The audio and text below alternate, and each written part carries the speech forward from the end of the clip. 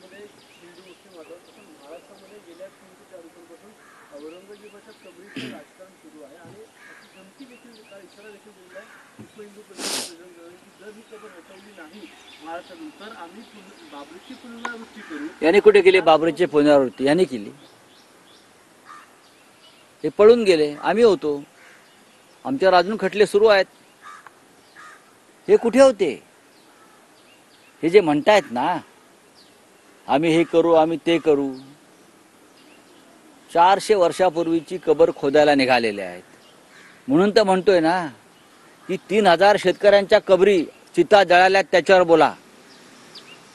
या महाराष्ट्रामध्ये 3000 शेतकऱ्यांच्या चिता आत्महत्या केल्या, त्यांनी आत्महत्या.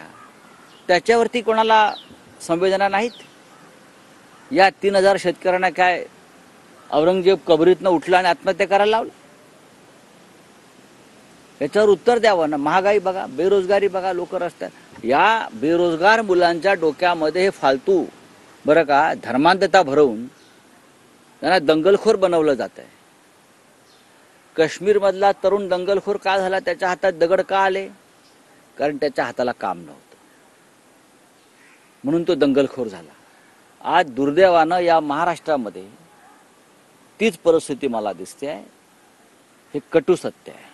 या सगळ्या महत्त्वाच्या विषयांवरून म्हणजे बेरोजगारी, महागाई, या सगळ्या महत्त्वाच्या विषयांवरून लक्ष हटवण्यासाठी बेरोजगारी बरं का, शेतकऱ्यांच्या आत्महत्या, यावरून लक्ष हटवण्यासाठी प्रत्येक पावलापावलावर हिंदू मुसलमानांचा प्रश्न निर्माण केला जातो आहे.